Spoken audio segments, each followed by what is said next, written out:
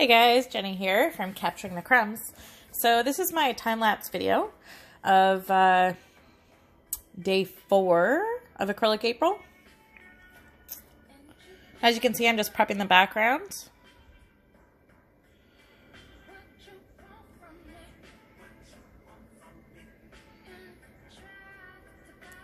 I'll just get it a nice blue. And I think I lighten it up a bit. Oh, maybe not. So now I'm adding a bit of sand. This is going to be a beachy scene.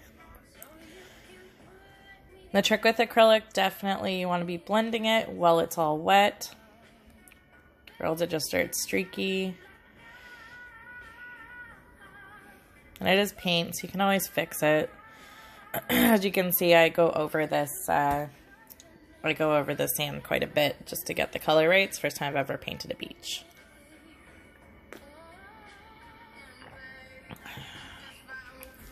I'm just working on bringing in the water. You can see some of my my idea photos that I printed off in the background there. So some trip photos and then a cute photo from the internet with the palm trees showing a nice little quote that says, "What you focus on the most will appear in your life," which I couldn't believe more. I love it. Now you can see I'm working on the mountains in the background. Specifically, this would be Labadee, Haiti. It was one of our stops on our cruise that I went on with my family in January and February. Absolutely gorgeous private island. We had our own private beach because my parents had a suite. So we had this beach all to ourselves. It was amazing.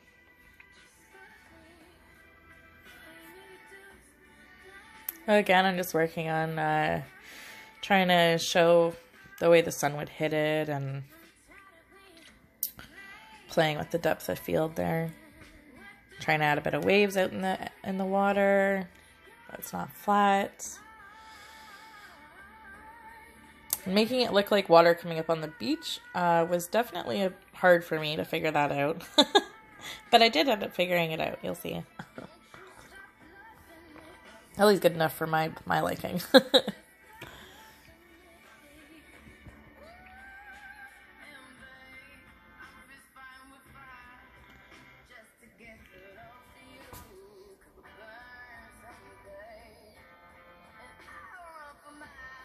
Again, just playing with the water. I thought that if I tried to make it look more like a wave, it would work, but it didn't. All right, now I've kind of figured it out. Let's just focus on the lip. So you can see how it's much brighter, and then there's also a bit of darkness right near the water there, almost like shadow.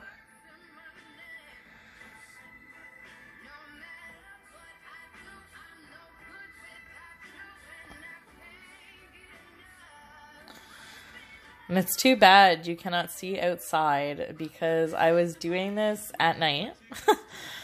I was up very, very late and was like, I'm not going to bed without getting my Acrylic April painting done. So if I get behind one day, then it'll just spiral out of control. So the sun totally came up while I was painting this, which was hilarious.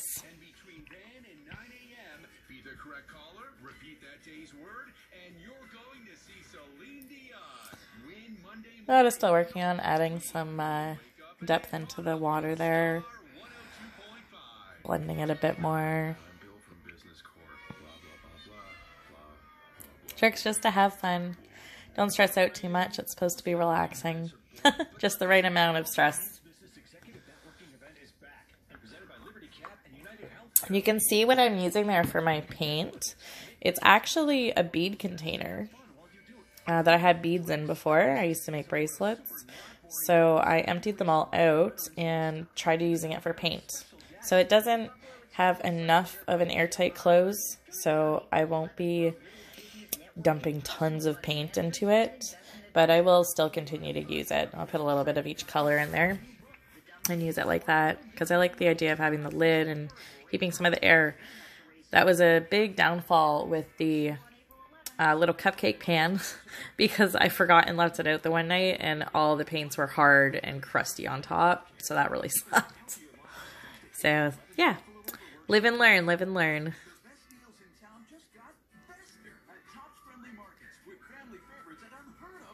I know most people just with their acrylic will take out what they need, but I'm more of I'd rather have all the colors out and see them.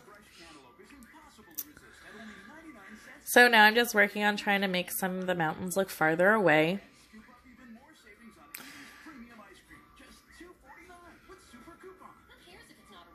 So they're supposed to be shadowed out.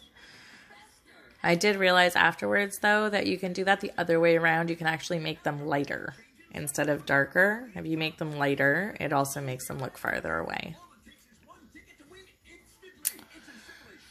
And there I kind of just almost made it look like a little island coming in through the water. I'm just trying to add some highlights into the mountains.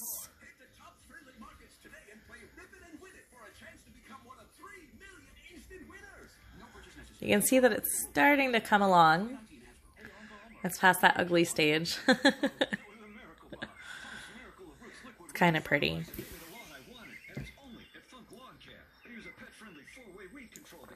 You can also see how I use the tape around my paper. I really like doing that because then you get this nice crispy style line when you peel it off instead of having it all the way out to the edges of the paper. So it looks really nice, and it gives me just enough room as well to signature at the bottom and also put the title of the painting at the top once I have the title. And right now I'm just adding some rocks. Rocks or a really dark rocky beach, one or the other. Whatever I decided was in the over there in the distance. And I'm just trying to make it look a bit more sandy with little shells everywhere. And I'm putting some, oh, what are those called? Brain fart. Starfish? I think it's a starfish. Put a couple starfish on the ground. And I do highlight them in gold. There's one thing that I've been loving about my paintings so far. I think I've only missed doing one with some gold touch to it. They all have the gold paint in them. So it gives it this really cute little shine afterwards. So I put gold all in the froth of the water. I put gold on the starfish. I put a touch of gold splatter in the forest and the mountains. I just love the gold. I can't get enough of the gold. So yeah, I'm just working on little details.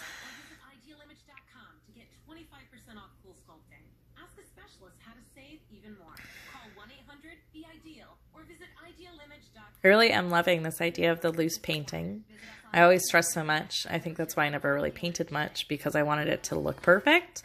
But Cinnamon Cooney's Acrylic April Challenge has been a challenge, but also like an awakening how much I love painting loosely. It's actually kind of fun.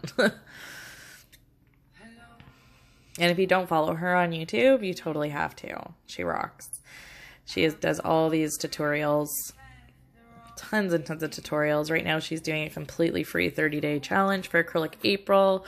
You should see all the content she's putting out for that. I'm not doing half of it, but she's got prompts if you don't want to do her daily painting. She also has paintings you can follow along with. They have homework to go with them, so you can do homework the day before, prep your paper, do I want to say a paint study, but that's not what it is. Maybe a color study. Oh, right now I'm adding in some sun, kind of like the sunset back there.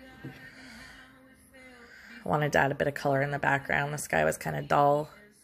And the clouds in this one I actually really like compared to the other one that I tried to put clouds in. They make a lot more sense.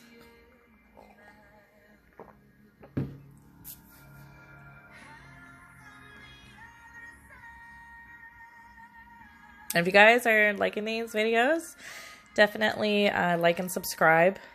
Truly appreciate it. Not to mention, let's form a community.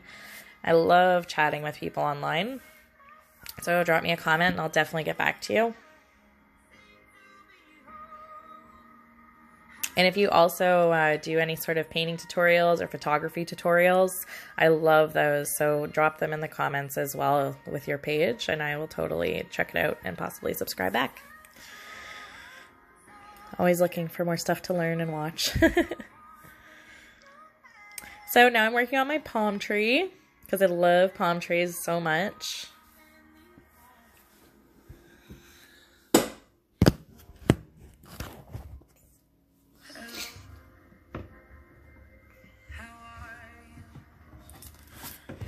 Just gonna double check. I can't remember what the prompt was for. Oh, cravings, right. Because I'm craving the beach. And palm trees and mountains and the view and just being outside in heat.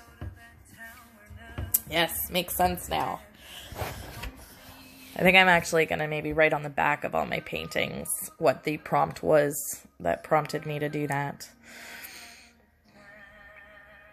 Just a quick reminder when I'm flipping through it. And I don't know if you've seen my other tutorial where I was kind of going through the studio. But one thing that I did mention was how I use a sketchbook because it is so much more eco-friendly than canvas after canvas after canvas. Honestly, someone can easily buy these out of your sketchbook as well. The paint doesn't go through. You can rip it out. You could even cut off the top where the rings were and frame it. You can still put this in a frame and it would look awesome. So don't worry about having to paint on a canvas every time. You definitely do not need to do that. Honestly, too, another great thing, anything upcycled. Paint on a rock, you know, old cereal box, I don't know. Something that you were going to be throwing out. What about, I don't know, some sort of wicker basket, I don't know. Any ideas, really? Little flower pots, something that could use some sprucing up. You can paint on anything, really. Just be careful if you are going to paint on anything that's going to have food in it. Do not paint the inside. Be very careful with your food not to leach chemicals in. Or anything, really. Just want organic stuff in your food. So, yeah, don't paint the insides of anything you're going to put food in. So, yeah, my palm tree is coming along there. I did give it a couple little coconuts. I'm just working on some highlights, trying to figure out how I want it to look. Pretty sure that's another first for me, painting a palm tree, so. And, oh yes, the palm tree has some gold in it too, of course. I had to put gold there. And I was just about to say, ooh, I'm done. And then I realized, oh yeah, right, I'm not done. I'm going to put a shadow for the palm tree. Up in my game, people. Putting shadows in now too. It's crazy once you start to get back in the habit of something you haven't done in so long, how good it feels. It feels so amazing to be painting again, just creating. I haven't been for so long, and it's been on my to-do list, to do. I'm going to do it. And then I don't. Or I do something really tiny. Get me little Christmas ornaments and stuff near Christmas. All right, there it is, all done. And see, this is what I was talking about the nice crisp lines. Like, look at that. It's